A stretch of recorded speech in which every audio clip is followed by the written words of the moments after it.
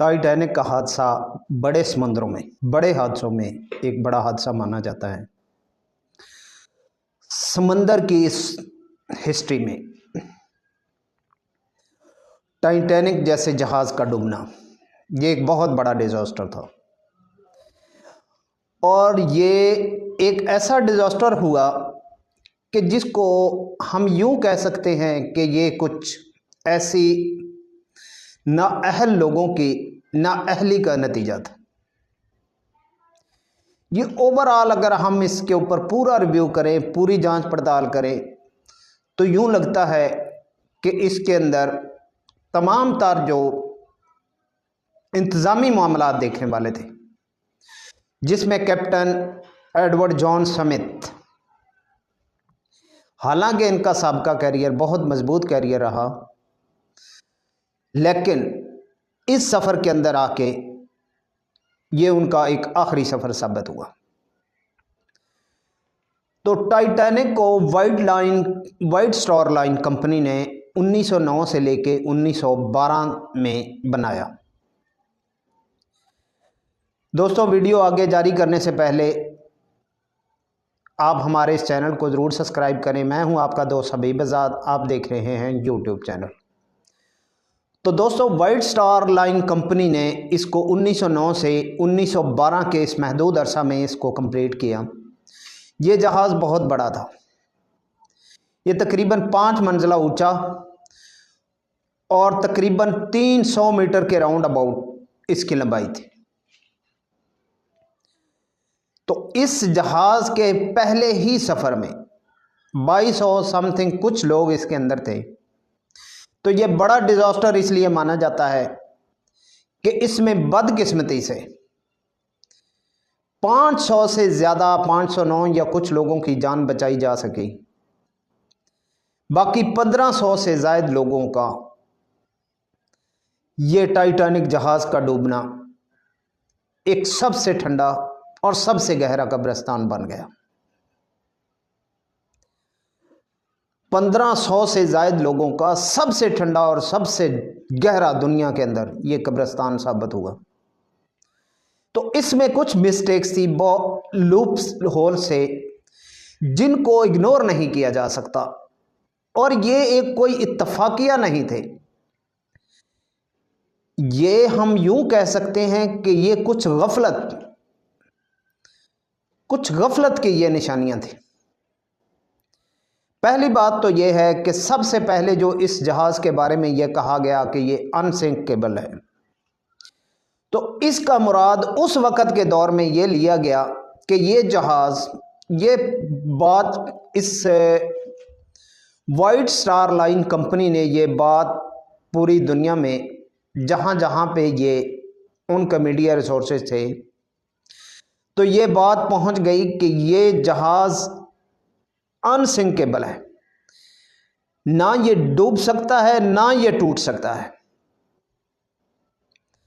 तो शायद हमारे मुसलमानों के अंदर एक बात पाई जाती है कि बड़ा बोल न बोलो खुदा पकड़ लेता है। ये अक्सर ऐसे हमारे लोगों में ये बात होती है कि बड़ा बोल ना बोलो खुदा पकड़ लेता है। तो अब इस जहाज़ के बारे में कहा गया कि ना ये डूब सकता है ना ये टूट सकता है, ये अनसिंकेबल है। अच्छा, उसके बाद उन्होंने इस बात का जो दावा किया था कि ये दावा हम क्यों कर रहे हैं। नॉर्मली जहाज़ के अंदर जो नीचे वाला हिस्सा होता था वो सिंगल बेस्ड होता था, मगर इस जहाज़ के अंदर उन्होंने एक नई टेक्निक लॉन्च की जिसको हम जहाज़ का हल कहते हैं, जहाज़ की बेस कहते हैं। उन्होंने इसको 2 हिस्सों में डिवाइड किया। एक इसका बेसिक हल, एक इससे ऊपर जाके दूसरा हल उन्होंने बनाया। पीछे उसके अंदर इन्होंने वाटर टाइट कंपार्टमेंट बना दिए। मतलब यह है कि इसके अंदर खाने बना दिए उन्होंने।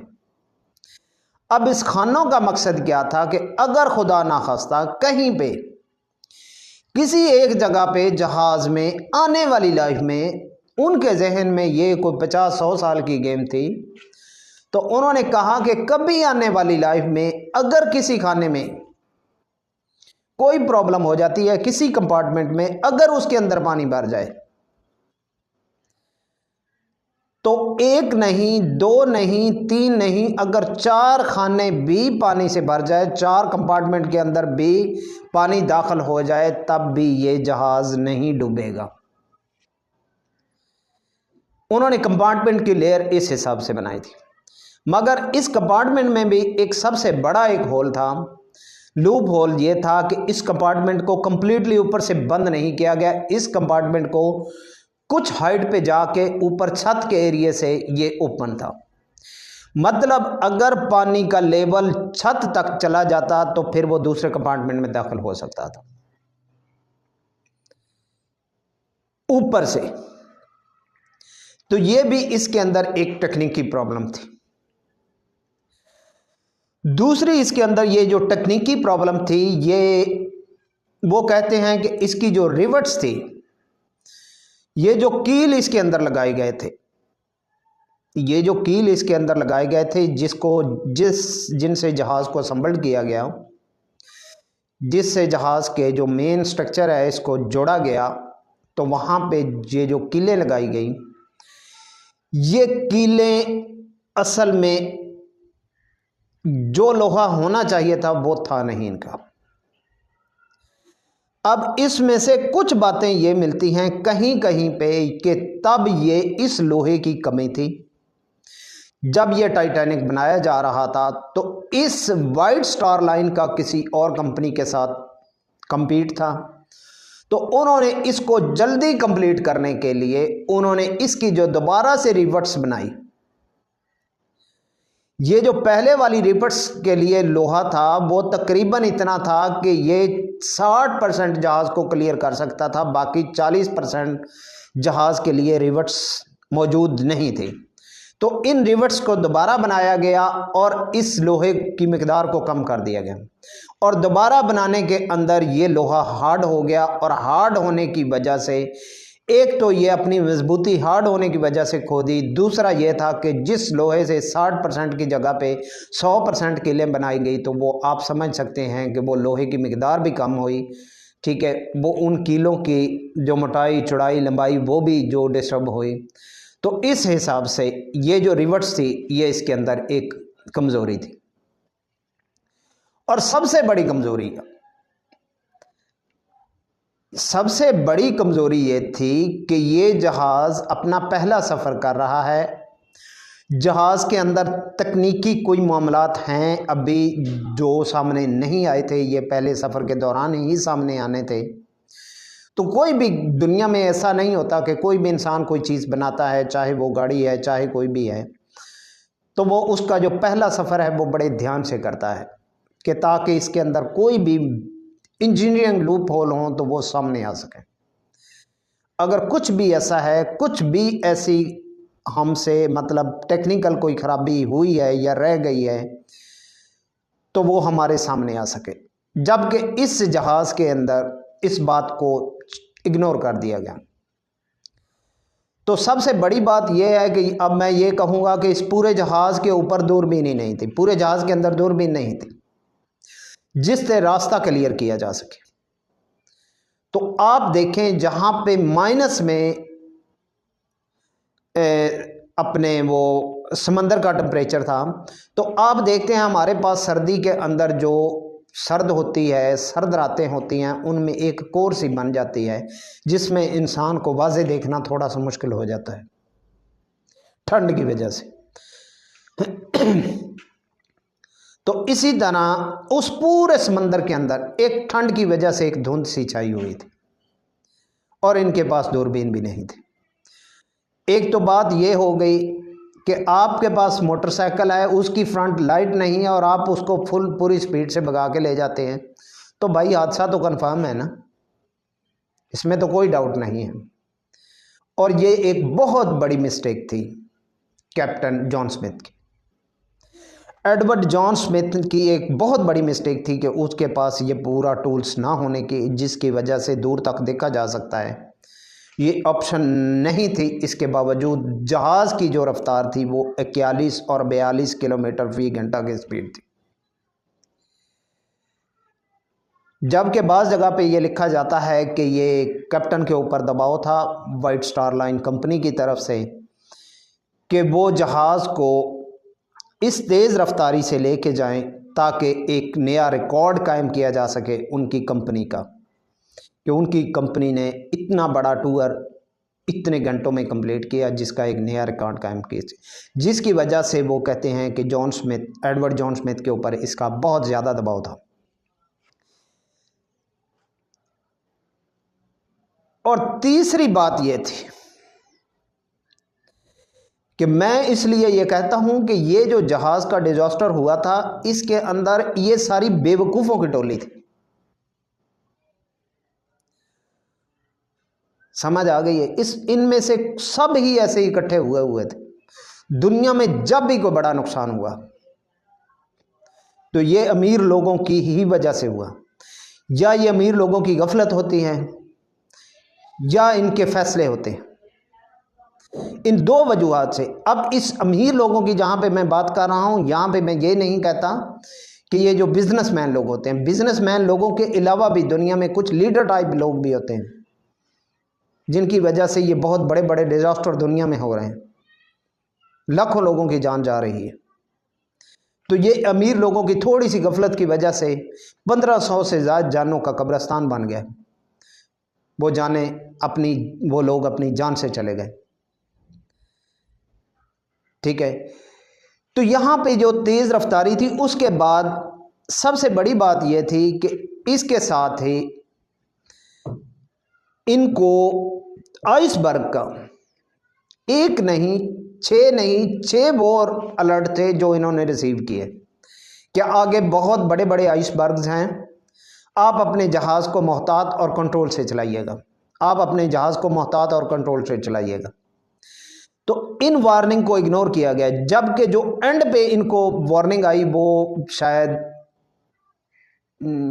मुझे याद नहीं है ठीक से कौन से जहाज़ की तरफ से आई थी। तो उन्होंने इस बात को बिल्कुल क्लियरली कहा कि आप आइसबर्ग से टकरा जाएंगे, लेकिन इन्होंने इस जहाज़ का जो हमला था वायरलेस का, उन्होंने इस बात को बिल्कुल इग्नोर करके इन्होंने अपना जो सेट था वायरलेस सेट, उसको इन्होंने मतलब क्लोज कर दिया, कि उन्होंने उसकी बात सुनी अनसुनी करके इसको इग्नोर कर दिया। ऊपर वालों के पास दूरबीन नहीं है, वायरलेस पे जो आदमी है वो अपनी जिम्मेदारी पूरी नहीं कर रहा, जो कंपनी की तरफ से मैनेजर इनका है वो कहता है कि हमने नया रिकॉर्ड बनाना है, और जो जॉन स्मिथ है उसको पता भी है कि अभी ये कुछ खामियां हैं, हमारे पास दूरबीन नहीं है, हमारे पास मज़ीद हमें अलर्ट मिल रहे हैं, फिर भी उसने अपनी स्पीड को कंट्रोल नहीं किया, जो कि स्पीड उनकी वैसी ही कि वैसी रही जैसी थी। तो ये सब एक नहीं, सब बेवकूफ़ों और जाहलों का टोला था इस जहाज़ के अंदर। तो इनको एक ही बात पे ओवर कॉन्फिडेंस था कि ये जहाज़ ना टूट सकता है ना डूब सकता है।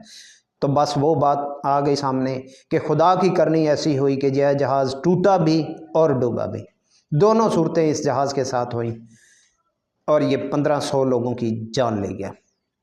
तो इसमें जो सबसे ज़्यादा कुछ मुसाफिर 500 के करीब ज़िंदा बचे, उनमें कुछ ज़ख्मी हुए, कुछ घायल हुए, और कुछ बिल्कुल अमन अमान बच गए, जिसमें सबसे एक खुशनसीब जो इसका मुसाफिर था वो थी मलविना डैन।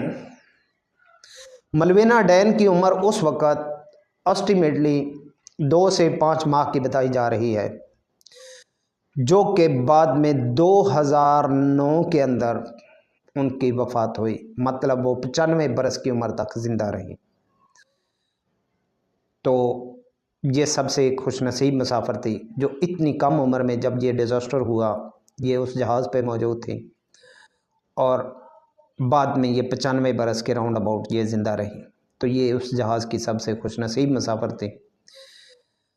तो उसके बाद इसकी जो तकनीकी प्रॉब्लम थी उसके ऊपर जब गौर किया गया तो बाद में पता चला कि इसके अंदर बहुत से लूप होल से, कुछ टेक्निकली थे, कुछ फैसलों के अंदर थे।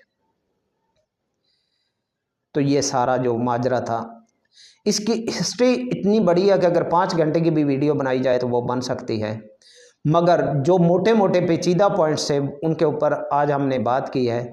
तो मेरा ये मानना है कि जब कमांड ऐसे लोगों के हाथ में हो जो उसको डिज़र्व नहीं करते या जो उनके फैसलों को, अब जॉन स्मिथ थे, काबुल कमांडर थे, मगर उनके फैसलों को चलने नहीं दिया गया। अब John Smith, white star line company ने मेरा भरोसा तोड़ा है। अब इसके पीछे की वजूहात अगर देखें तो एडवर्ड जॉन स्मिथ को शायद ये बात ले गई कि इस कंपनी ने उसका भरोसा तोड़ा है। उसकी वजह यह थी कि उन्हें लगा था कि ये जहाज़ ना टूट सकता है ना डूब सकता है। तो आइसबर्ग क्या चीज़ है, तो आइसबर्ग की पहली ही टक्कर जो जहाज़ बर्दाश्त नहीं कर पाया, आइसबर्ग की ये टाइटैनिक जिसके बारे में था कि ये अनसिंकेबल है, ये ना डूब सकता है ना टूट सकता है, ये देखें कि ये आइसबर्ग की पहली ही टक्कर बर्दाश्त नहीं कर पाया। पहली ही टक्कर में ये टूटा भी और डूबा भी। तो ये खुदा को मंजूर नहीं था। बाज़ औक़ात कुछ ऐसे दावे जो खुदाई से टकराने को तैयार होते हैं वो हमेशा पास हो जाते हैं। तो शायद यही इस जहाज़ की हिस्ट्री है। तो नेक्स्ट किसी वीडियो में मुलाकात होगी इंशाल्लाह।